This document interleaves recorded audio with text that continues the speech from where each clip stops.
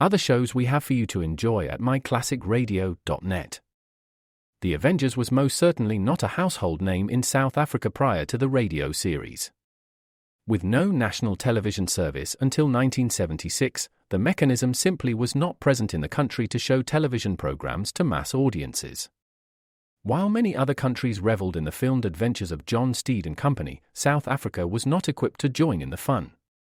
The series took Britain by storm and made a major impression in the American markets, being that greatest of rarities, a British series given a network transmission slot. However, as a filmed series, rather than a videotaped one, The Avengers was able to gain a modicum of exposure in South Africa through film rentals. Come and listen at myclassicradio.net.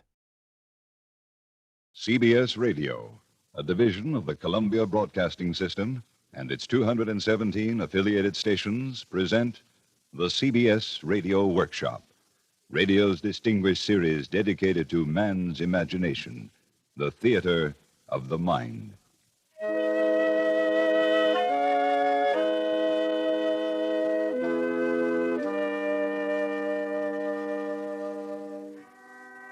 Tonight, from Hollywood, Season of Disbelief and Hail and Farewell, adapted and directed by Anthony Ellis. Two unusual and provocative character studies by one of America's most original authors, Ray Bradbury.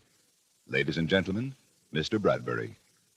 It has always seemed to me that life, to all of us, is an endless coil of rope playing through our hands every moment of every hour of the day.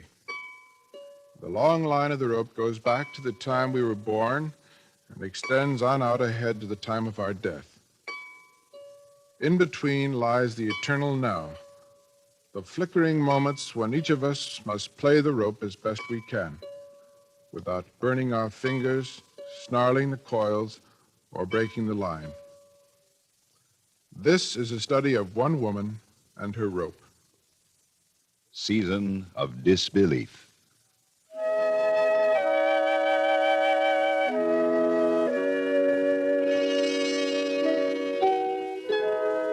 Old Mrs. Bentley was a saver. She saved tickets, old theater programs, bits of lace, scarves, railroad transfers, and such things. All the tags and tokens of her experience she saved. I have a stack of records. Here's Caruso. It was in 1921 in New York. I was 40. John was still alive. Here's June Moon, 1929, I think, right after John died. That was the huge regret of her life, in a way. The one thing she had most enjoyed touching and listening to and looking at, she hadn't saved. John was far out in the meadow country, dated and boxed and hidden under grasses. And nothing remained of him but his high silk hat, his cane, and his good suit in the closet. But what she could keep she had kept. Pink flower dresses crushed among mothballs and vast black trunks, and cut glass dishes from her childhood. Her past lived with her.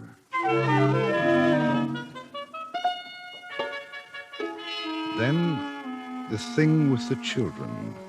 It happened in the middle of the summer. Mrs. Bentley, coming out to water the ivy on her front porch, saw the two cool-colored, sprawling girls lying on her green lawn, enjoying the immense prickling of the grass. At the very moment she was smiling down on them with her yellow mask face, around a corner like an elfin band came an ice cream wagon.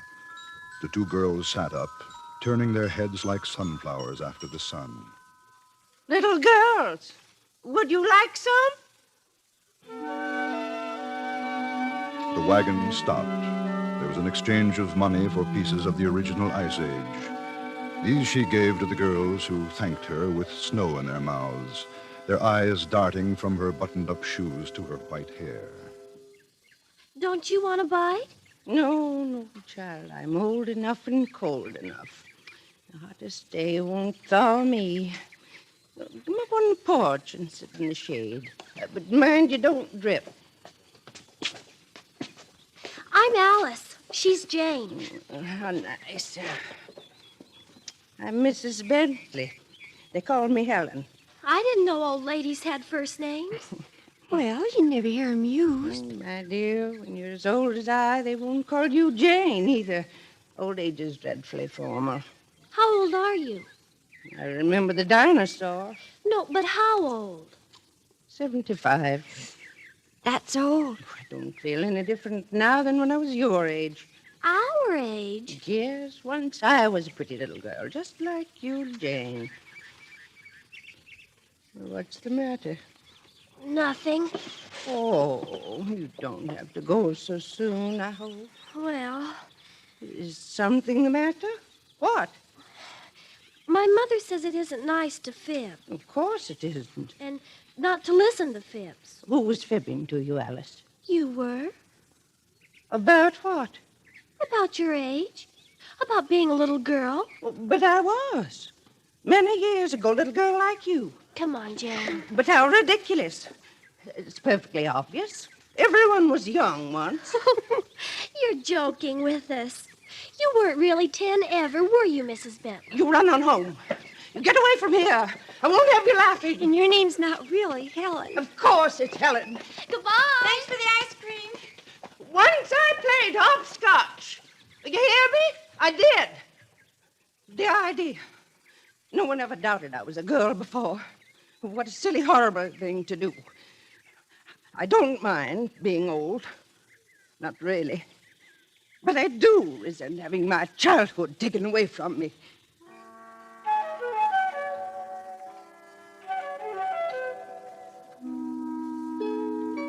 After supper, she gathered together certain items in a perfumed kerchief. Then she went to her front porch and stood there stiffly for half an hour. As suddenly as night birds, the two girls flew by, and Mrs. Bentley's voice brought them to a fluttering rest. Girls! Girls! Yes, Mrs. Bentley? Come up on the porch. Yes, Yes, Mrs. Bentley. I've got some treasures to show you. Sit down, both of you. Now, here. I wore this when I was 9. It's a comb. Let's see.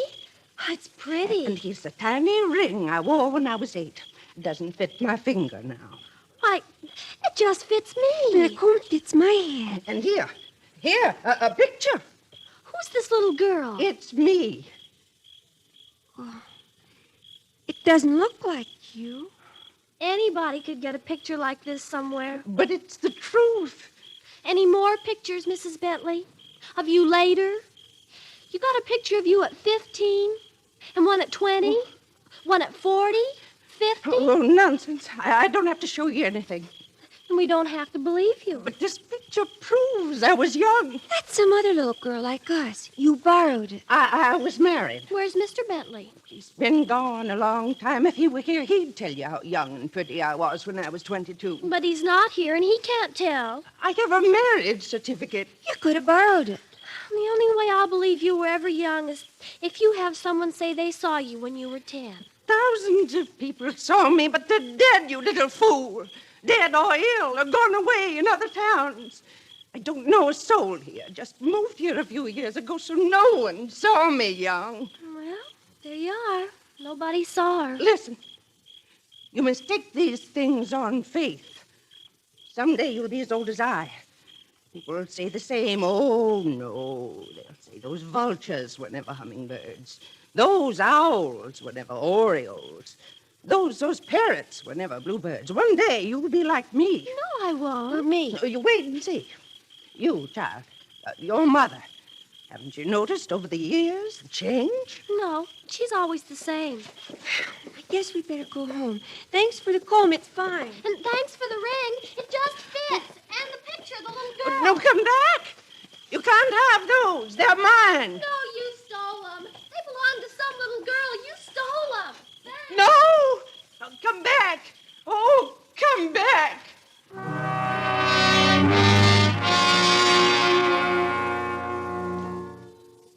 She lay awake for many hours into that night, among her trunks and trinkets.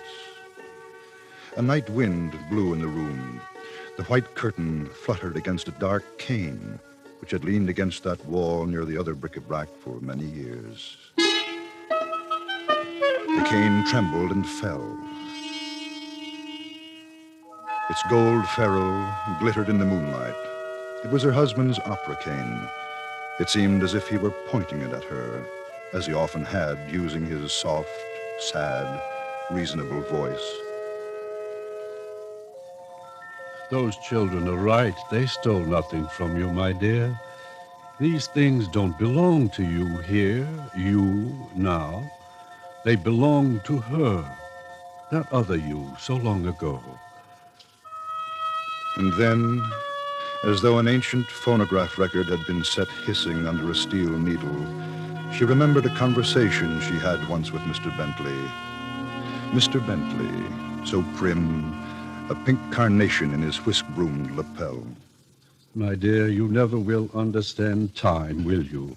Don't you see, no matter how hard you try to be what you once were, you can only be what you are here and now. Time plays tricks. When you're 9, you think you've always been 9 years old and will always be. When you're 30, it seems you've always been balanced there on that bright rim of middle life. And then, when you become 70, you are always and forever 70. You are in the present. You are trapped in a young now or an old now. But there is no other now to be seen. Ticket stubs are trickery. Saving things is a magic trick with mirrors. You're saving cocoons, corsets in a way you can never fit again. Why save them? You can't really prove you were ever young. Pictures, John. No, they lie. You're not the picture. Affidavits. No, you're not the dates or the ink or the paper. You're not these trunks of junk and tricks. You're only here now, the present you. Yes, I see. I see. In the morning, I'll do something final about this and settle down to being only me and nobody else for many other year. That's what I'll do.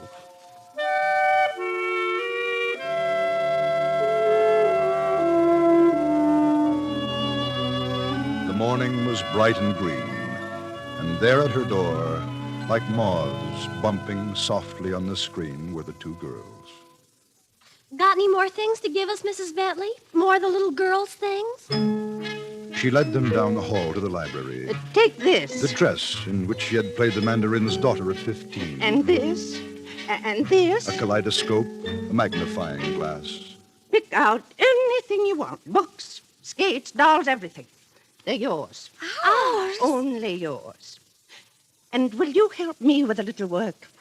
I'm building a big fire in my backyard. I'm emptying the trunks, throwing out this trash for the trash man. It doesn't belong to me. Nothing ever belongs to anybody. We'll help you, Mrs. Bentley. It'll be fun.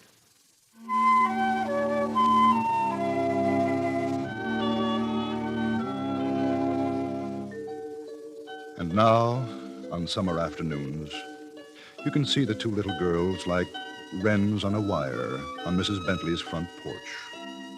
They sit in their cool dresses, not stirring, waiting for her.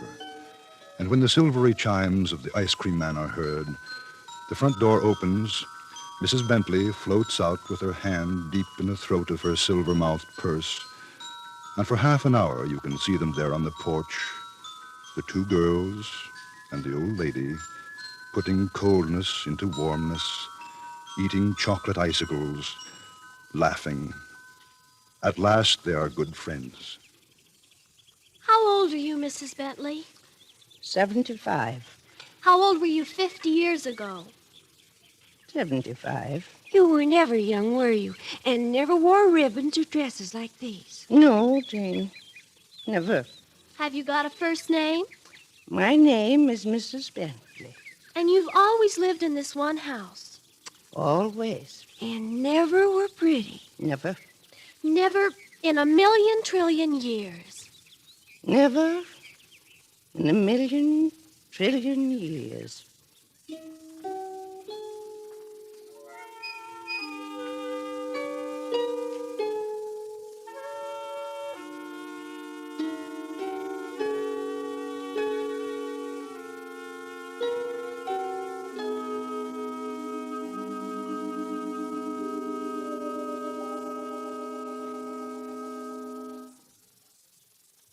Presenting now the second of our duo, and Mr. Ray Bradbury. The rope of life hisses through our fingers. We reach, it's gone. The beauty of any particular flower, song, poem, or person lies often in the fact that roses must fade, songs die with the breath, poems burn in the fire, golden lads and girls all must, as chimney sweepers, come to dust. But what if beauty could be made to last? Would it still be beautiful or monstrous? Here's the study of a person who seized the traveling rope of life, a moment of beauty, and felt it freeze in his hands. Hail and farewell.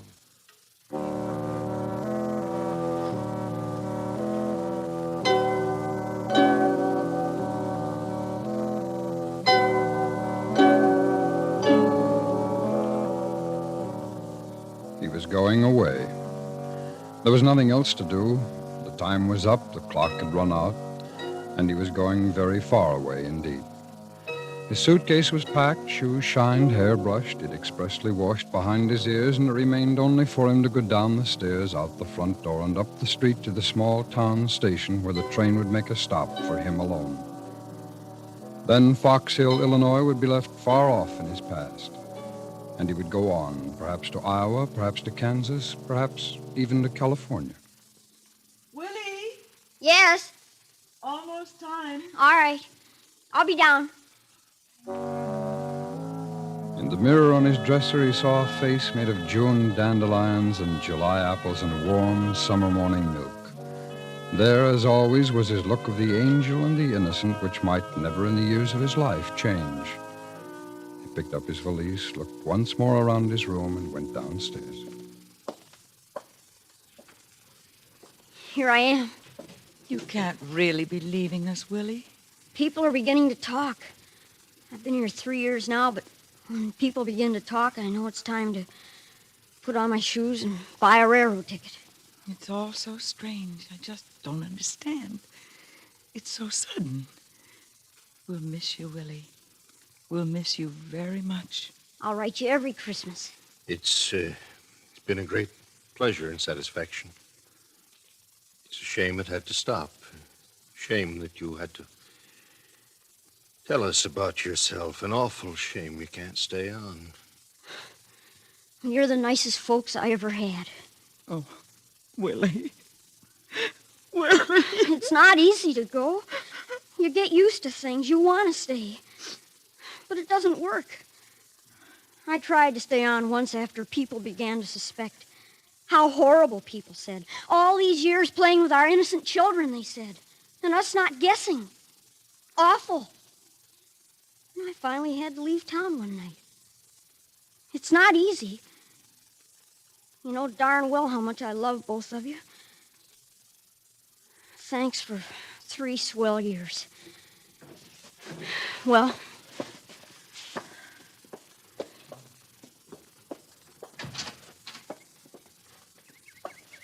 Willie, where will you go? I don't know. I just start traveling. When I see a town that looks nice and green, I settle in. Will you ever come back? Oh, in about 20 years, maybe it should begin to show on my face. When it does, I'm going to make a grand tour of all the mothers and fathers I've had. Oh, Willie. We can't complain, Anna. Better to have had a son 36 months than none whatever. Well, I guess it's time. Goodbye. Thanks. Willie kissed Anna quickly, touched Steve's hand, seized his luggage, and was gone up the street in the green noon light under the trees, not looking back. A small boy, 12 years old, with a birth certificate in his valise to show that he had been born 43 years ago.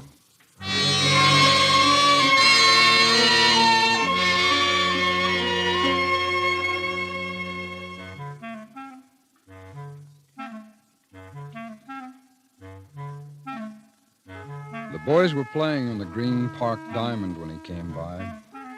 He stood a little while among the oak tree shadows, watching them hurl the white, snowy baseball into the warm summer air. The boys' voices yelled, and the ball lit on the path near Willie. Hey, Willie! Where you going, Willie? Gonna visit a cousin of mine for a few days. Huh? You guys just throwing the ball around, huh? Yeah. You taking the train alone, Willie? Yeah. Boy, that's neat. Hey, how about a couple of throws? I got a little time. Sure, I guess so. Willie dropped his bag and ran back. The white baseball was already up in the sun and plunging down to him. And away again to their white figures, up in the sun again, rushing, life coming and going in a pattern. He thought of the last 3 years, now spent to the penny, and the 5 years before that, and so on down the line. The baseball flying here, there. Mr. and Mrs. Robert Handlin, Creek Bend, Wisconsin, 1932, the first couple, the first year.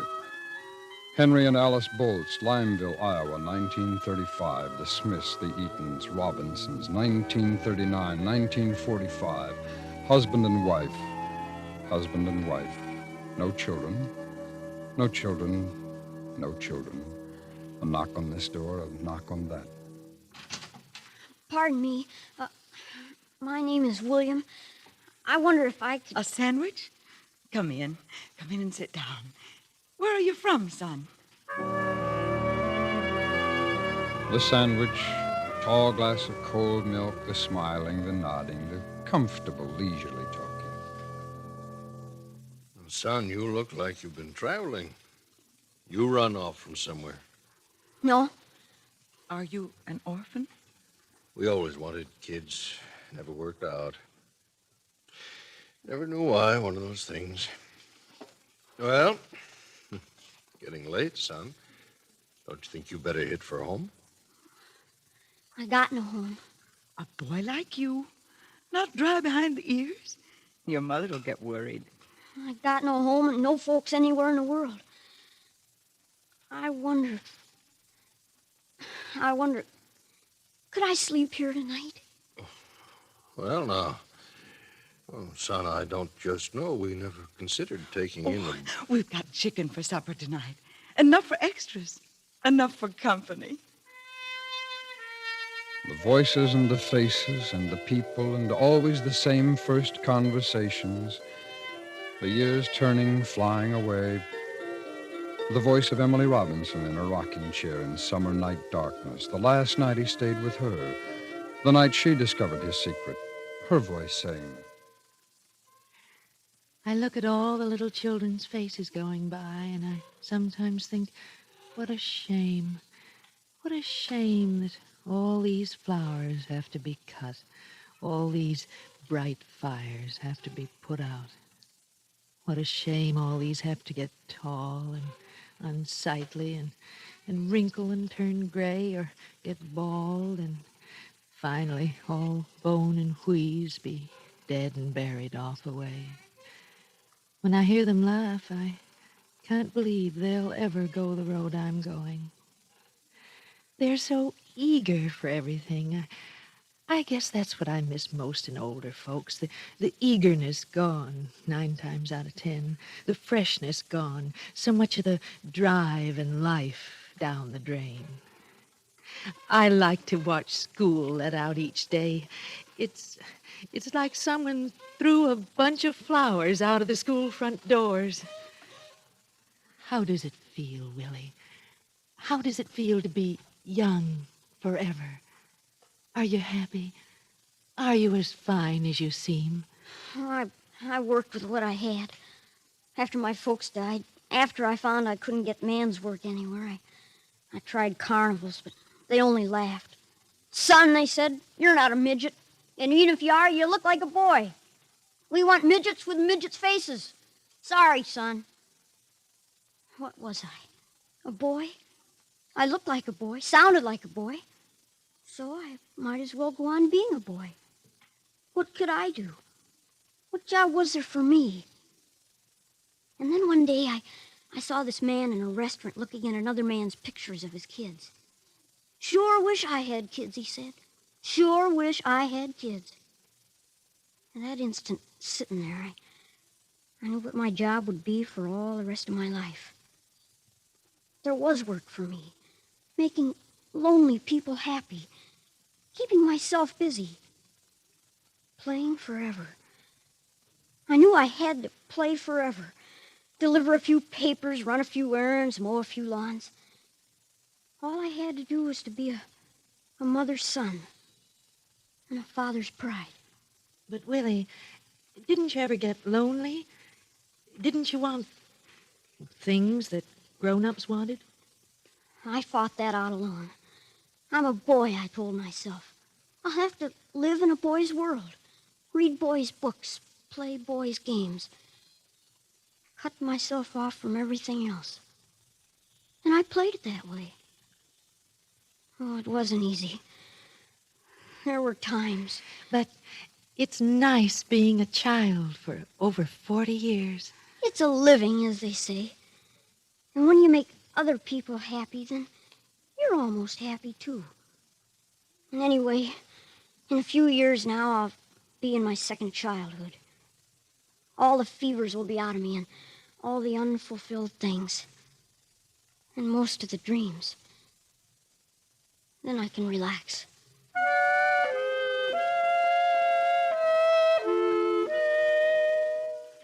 He threw the baseball one last time and broke the reverie. Then he was picking up his suitcase. The two boys stood beside him. They were embarrassed at his shaking hands with them. Oh, Willie. Ain't as if you're going to China or something. Oh, that's right. It isn't. So long, Willie. See you next week. Yeah. So long, Sam. So long, Jamie. And he was walking off with his suitcase again, looking at the trees, going away from the boys and the street where he had lived. And as he turned the corner, a train whistle screamed, and he began to run.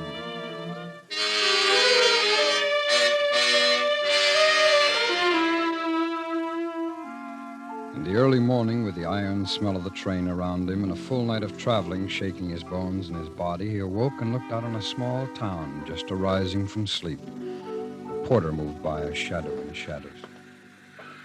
Sir, what town's this? Valleyville. How many people? 10,000. Why, this your stop? It looks green. It looks nice and quiet. Son, you know where you're going? Here. I hope you know what you're doing, boy. Yes, sir. I know what I'm doing. He was down the dark aisle, luggage lifted after him by the porter, and out into the smoking, steaming cold beginning to lighten morning. He stood looking at the porter in the black metal train against the few remaining stars. Boy! Wish me luck! What? Wish me luck! Oh, best of luck, son. Best of luck to you, boy. Thanks! He watched the black train. He didn't move all the time it was going. He stood quietly, a small boy, 12 years old again, on the worn wooden platform, and only after 3 entire minutes, until the train was completely gone away and out of sight, did he turn at last to face the empty streets below. Then, as the sun was rising, he began to walk very fast so as to keep warm down into the new town.